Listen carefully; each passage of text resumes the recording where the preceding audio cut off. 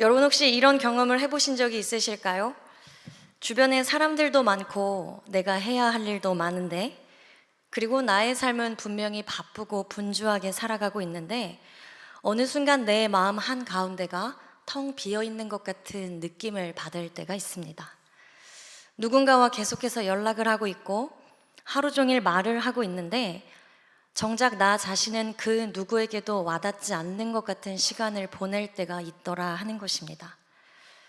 그래서 더 애써보지만 오히려 점점 더 고립되어가는 느낌을 경험할 때가 우리의 삶에는 종종 있습니다. 분명 함께하고 있지만 그 함께함 속에서 외로움이 불쑥 내 안에, 그리고 그 감정이 나를 사로잡을 때 우리는 어떤 마음을 느끼는지 말입니다. 여러분, 외로움은요, 꼭 혼자 있을 때만 느끼는 감정이 아닙니다. 오히려 사람들 한가운데서 우리가 바쁘게 살아가고 있을 때 문득 그 감정이 불쑥 내 마음 가운데 찾아오기도 합니다. 대부분의 사람들은 이런 시간이 내 삶에 찾아오는 것을 반가워하지 않습니다. 그래서 어떻게든 그 시간을 빨리 통과하려고 무진장 애를 쓰며 자신의 마음과 삶을 세우려고 애쓰고 또 애쓰곤 합니다. 성경 속에서도 그런 시간을 하나의 이름으로 칭하고 부르곤 합니다. 바로 광야입니다. 여러분은 광야라고 하는 단어를 떠올리면 어떤 이미지가 생각이 나십니까? 제가 신학교를 다닐 때 때로 이런 마음이 들고 어려움이 찾아오면 동기들과 이런 이야기들을 나눴습니다. 우리는 지금 광야 스쿨에 다니고 있다라고 말이죠. 광야라고 생각한다면 그 광야를 통해 떠오르는 이미지는 메마름, 황량함, 고립, 위험, 생존, 이처럼 온통 어두운 감정들이 서려 있는 단어들이 우리의 마음 가운데 떠오르곤 합니다. 때문에 우리는 광야를 떠올리면 늘 우리가 피해야 할 장소라고 생각하곤 하지요. 어떻게든 빨리 빠져나와야 하고 가능하면 겪지 않고 가고 싶지 않은 곳으로 우리는 광야를 여기며 살아간다라고 하는 것입니다. 그런데 성경을 조금만 자세히 읽어보면 이상한 장면들이 반복해서 등장하는 것을 우리가 볼 수 있는데요. 성경 속에서 하나님이 깊이 사용하신 사람들은 대부분 중요한 사명을 받기 이전에 반드시 광야를 통과했다는 사실을 우리는 성경을 통해 알게 됩니다. 모세도 그랬고 엘리야도 그랬습니다. 세례 요한도 그러했지요. 그들이 하나님을 만난 곳은 모두 다 공통적으로 광야라고 하는 곳이었습니다.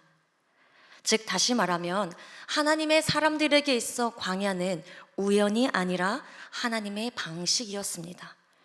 그렇다면 하나님은 왜 사람들을 굳이 광야로 보내시는 것일까요?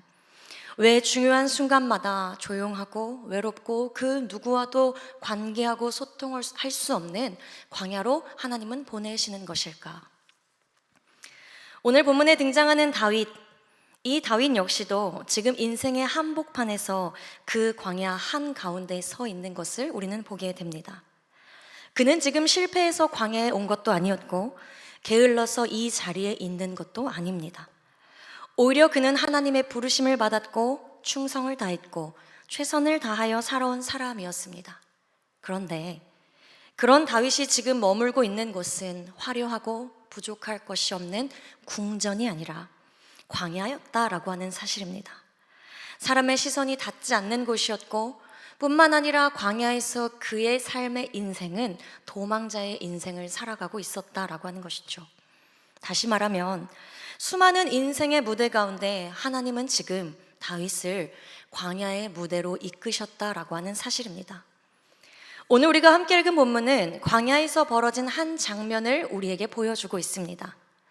쫓는 사람과 쫓기는 사람, 살 수 있는 기회와 포기해야 하는 선택, 그리고 그 한가운데서 전혀 예상하지 못한 다윗의 반응이 등장하게 되는데요. 오늘 이 밤 우리는 다윗의 삶을 조명함으로 광야를 대하는 우리의 태도를 말씀 가운데 살펴보기를 원합니다. 여러분, 다윗의 삶을 잘 알고 계시죠? 다윗의 삶은 그야말로 인생의 반전에 반전을 더한 사람이었다라고 말할 수 있습니다. 너무나도 유명했고 너무나도 그의 인생에 하나님의 경이로움을 보았던 사람이기에 우리는 이 삶을 잘 알고 있습니다. 다윗은 사무엘로부터 왕으로 기름을 받은 이후 골리앗을 쓰러뜨리는 결정적인 승리를 이루게 됩니다. 이 사건을 통해 단숨에 이스라엘 백성들과 군대 앞에서 그는 상징적인 인물이 되었습니다. 다시 말하면 그가 한순간에 민족의 영웅으로 부각되었다라고 하는 것이에요. 그래서 그가 사울의 눈에 들었고 그 이후로 사울이 맡긴 모든 일들을 다윗은 지혜롭고 충실하게 성실하게 감당했습니다. 그 결과 사울은 다윗을 군대의 요직으로 세우게 되지요. 그러나 그 평안이 오래가지 못했습니다. 블레셋을 물리치고 돌아오는 그 개선의 길에서 예상치 못한 장면이 벌어지게 되고 그것으로 인하여 다윗의 인생은 한순간에 다른 인생을 맞이하게 됩니다. 승리를 축하하기 위해 이스라엘의 여인들이 나와서 춤을 추며 소고를 치며 그들을 환호하기 시작했습니다. 그런데 여러분, 이스라엘의 여인들의 입속에서 나왔던 노래의 가사가 무엇이었습니까? 다윗은 만만히요, 사울은 천천히로되. 무슨 말입니까? 다윗이 죽인 자는 만만이지만 사울이 죽인 자는 천천에 불과하다. 사실 그들이 내뱉고 있는 그 노래 속에서는 다윗을 칭송하고 다윗을 높이고자 하는 마음이 가득했습니다. 그런데 그 노래를 들은 사울의 마음이 어떠했습니까? 여인들의 노래가 사울의 마음 깊은 곳에 숨겨져 있던 질투와 불안을 자극했습니다. 그날 이후로 다윗을 바라보는 사울의 시선이 완전히 달라지게 됩니다.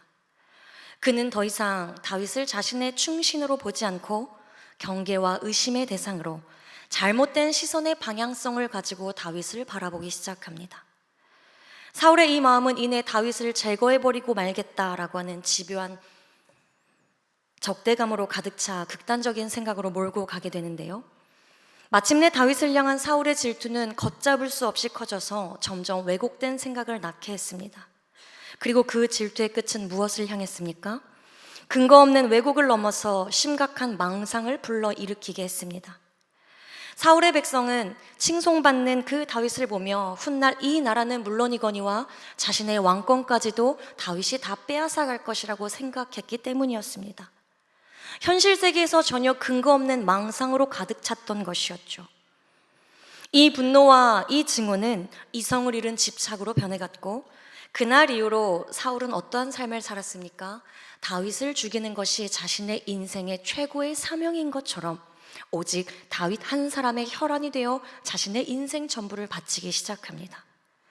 사울의 광기 어린 추적에 결국 다윗은 사울을 피해 광야로 자신의 몸을 피하게 되었던 것이었습니다. 오늘 본문은 그렇게 광야로 도망친 다윗을 찾기 위해 사울 또한 광야라고 하는 무대 가운데 나온 장면을 우리에게 소개하고 있는데요. 지금 다윗이 사울을 피해 도망간 장소가 어디인지 성경은 우리에게 명확하게 이야기하고 있습니다. 본문 1절인데요. 본문 1절의 말씀을 우리가 함께 다시 읽어보기를 원합니다. 본문 1절의 말씀입니다. 사울이 블레셋 사람을 쫓다가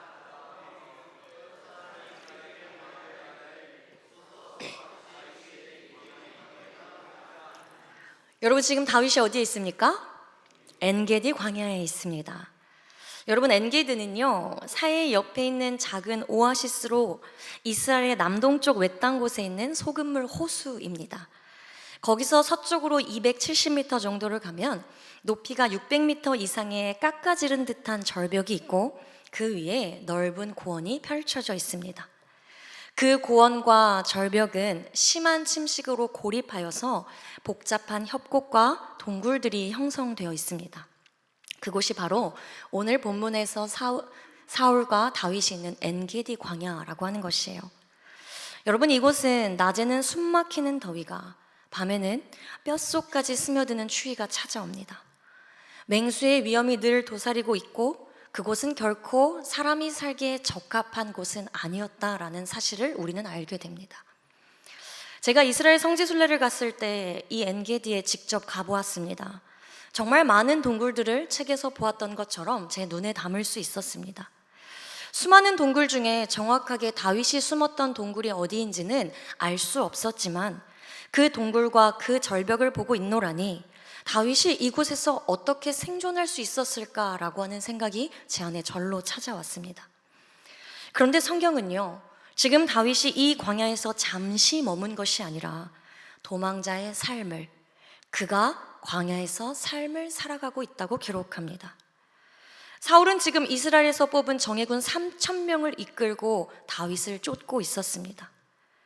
여러분, 지금 이것은 다윗에게 단순한 피신이 아니었습니다. 지금 다윗에게 광야에서의 삶은 그야말로 자신의 생존 여부가 달려있는 삶이었다라고 하는 거예요. 그러나 흥미로운 사실은 이 광야가 다윗에게 처음 겪는 결코 낯선 장소가 아니라고 하는 사실입니다. 사무엘상 16장 11절의 말씀을 보면 이렇게 기록되어 있습니다. 제가 읽어볼까요? 사무엘상 16장 11절의 말씀. 또 사무엘이 이새에게 이르되 내 아들들이 다 여기 있느냐?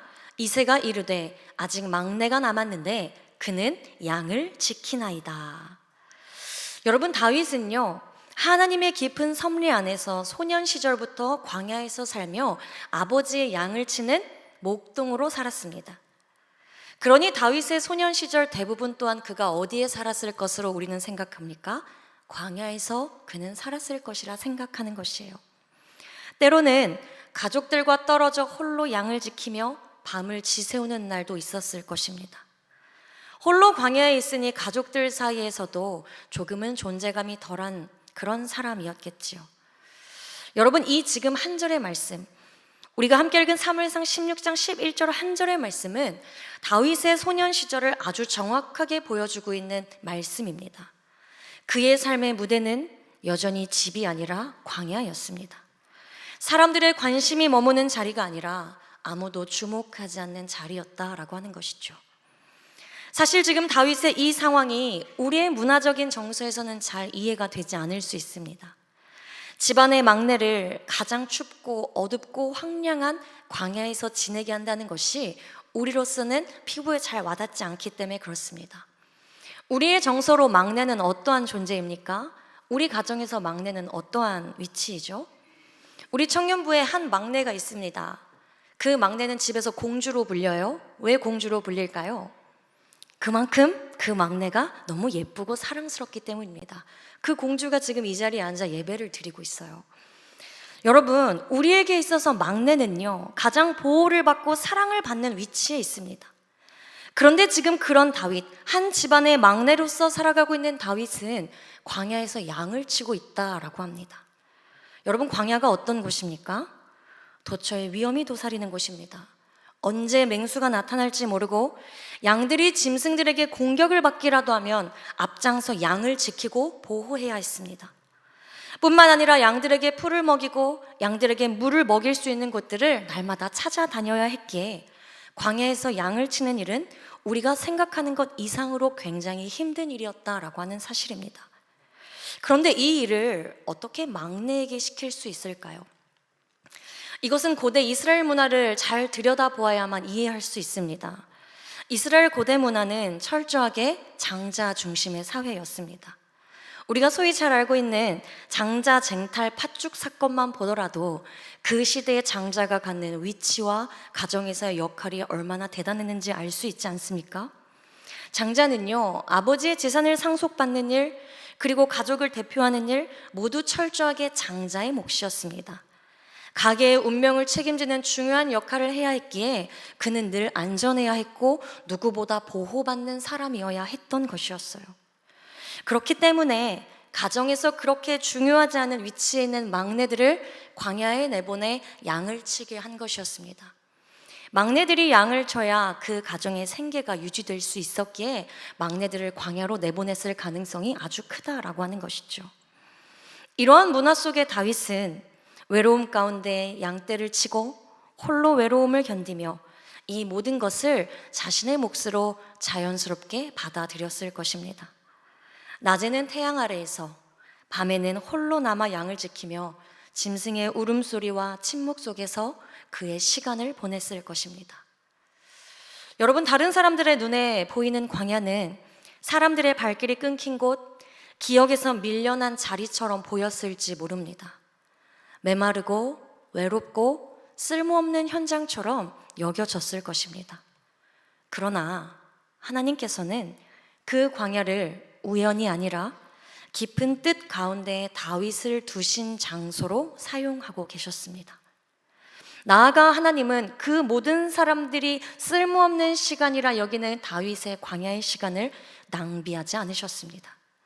버려진 것처럼 보이는 그 자리에서 하나님은 조용히, 그러나 분명하게 다윗을 향한 하나님의 일을 이루고 계셨습니다. 우리가 생각하기에 광야는 굉장히 단조롭고 고된 공간이라고 생각할 수 있지만, 하나님은 그 섭리 속에서 다윗을 광야로 이끄시고 아무도 없는 그곳에서 날마다 다윗에게 은혜를 부어주셨습니다. 사람의 시선도 방해도 없는 자리에서 하나님은 그렇게 다윗을 당신의 방식대로 빚어 가셨던 것입니다. 때문에 다윗에게 있어서 광야의 시간은 결코 공허하거나 지루한 시간이 아니었습니다. 누군가에게는 소외와 고립의 장소였지만 다윗에게 광야는 오직 하나님과만 친밀하게 머무는 밀실과도 같은 공간이었습니다. 그곳에서 그는 누구의 간섭도 받지 않고 하나님을 깊이 경험했습니다. 뿐만 아니라 하나님으로 가득 찬 경이로움을 그 광야에서 마음껏 누릴 수 있었습니다. 그런데 더 놀라운 사실이 있습니다. 그것은 소년 시절 오랜 시간 광야에서 머물며 형성된 이 하나님 중심의 다윗의 영성, 이 다윗의 영성이 다윗의 삶 전체를 관통한다라고 하는 사실입니다. 다윗에게 광야는 자신의 인생을 규정하는 신앙의 깊이가 뿌리 내려진 하나님을 가장 선명하고 명확하게 만난 자리였습니다. 그러나 다윗의 광야는 소년 시절로 끝이 나지 않습니다. 사무엘 선지자를 통하여 그가 기름 부음을 받은 이후에 다윗은 오히려 더 깊고 더 본격적인 광야 한가운데로 던져집니다. 사울은 집요하게 다윗의 생명을 노리며 추격했고, 다윗은 죽음의 문턱을 여러 차례 넘나들며 여전히 광야를 떠돌게 됩니다. 그 도망의 시간 속에 다윗에게는 사실 몇 번의 기회가 주어졌습니다. 단 한 번의 행동으로 사울의 생명을 끝내버릴 수 있는 순간들이 있었는데요. 오늘 그 순간, 그 한순간이 우리가 읽은 본문에 기록되어 있습니다. 본문 2절에서 3절의 말씀인데요. 본문 2절에서 3절의 말씀을 우리 함께 앞에 자막을 보고 읽어보겠습니다. 시작.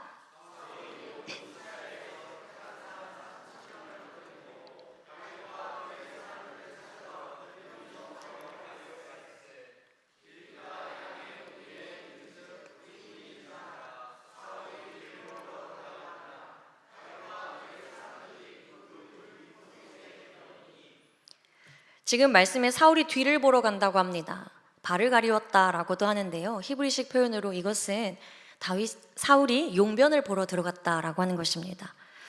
사울이 다윗을 쫓다가 용변을 보기 위해 한 동굴에 들어갑니다. 그런데 그 동굴에 여러분 누가 있었어요? 다윗이 있었습니다. 다윗과 그의 용사들이 있었죠. 엔게디 광야에서 사울이 동굴 입구의 모습을 드러냈을 때 그 장면은 단순히 우연이 아니었습니다. 그리고 사울을 발견하자 다윗의 사람들이 그에게 이렇게 이야기하죠. 여호와께서 오늘 당신의 원수를 당신의 손에 넘기셨습니다. 여러분, 지금 그들의 말은 매우 합리적이고 현실적이게 들립니다. 지금 이 순간은 엄청난 기회라고 하는 것이지요. 단 한 번의 행동으로 이 광야의 생활도, 모든 고난도, 도망자 신세도 종지부를 찍을 수 있는 상황이 분명합니다. 그런데 여러분, 다윗의 선택은 무엇이었습니까? 사울의 거독자랑만 배웠다고 성경은 기록하고 있지요. 다윗은 기회가 왔음에도 불구하고 칼을 들지 않았습니다. 우리는 여기서 한 가지 질문을 던지게 돼요. 도대체 다윗의 그 절제와 인내는 어디에서 나온 것일까? 성경은 이 질문에 대해 이렇게 대답합니다. 본문 6절의 말씀, 우리 함께 본문 6절의 말씀을 읽어봅니다. 그는 여호와의 기름 부음을 받은 자가 되민이라 하고. 여러분, 다윗의 이 고백을 보십시오. 지금 다윗의 이 고백은 광야에서 형성된 시간 그리고 시선이었습니다. 다윗은 이미 광야에서 여호와의 권능을 보았던 사람이었지요. 그는 하나님이 가지신 절대적인 주권과 인간이 감히 넘볼 수 없는 하나님의 권위를 깊이 인식하고 있었습니다. 그의 마음 가운데는 사울을 왕으로 세우신 분은 하나님이시고, 왕의 권위는 인간이 만든 것이 아니라 하나님께서 위임하셨다는 것을 그는 알고 있었습니다. 비록 사울이 하나님께 버림받은 상태라고 할지라도 그에게 기름을 부으시고 왕으로 세우신 하나님의 손길 자체를 훼손하는 것은 곧 하나님의 권위를 거스르는 일이라는 것을 다윗은 분명하게 알고 있었던 것입니다. 그래서 다윗은 자신을 끈질기게 추격하고 죽이려고 하는 사울을 향하여 칼을 들지 않은 것이었습니다. 대신 그는 철저히 하나님의 권위 앞에 자신을 낮추고 사울의 생사를 하나님의 손에 맡겨드린 것입니다. 광야에서 하나님과 깊은 관계를 맺으며 살아온 시간 속에서 다윗의 내면에는 신성함을 알아보는 감각이 놀라울 만큼 자라났던 것이었습니다. 다윗은 모든 사람과 상황과 모든 사람 안에서 하나님의 임재와 거룩을 바라볼 줄 아는, 그리고 그것을 감지할 줄 아는 눈을 갖게 되었습니다. 그 인식은 풍요로운 왕궁이 아니라 척박하고 고독한 광야에서 도리어 더 깊어졌습니다.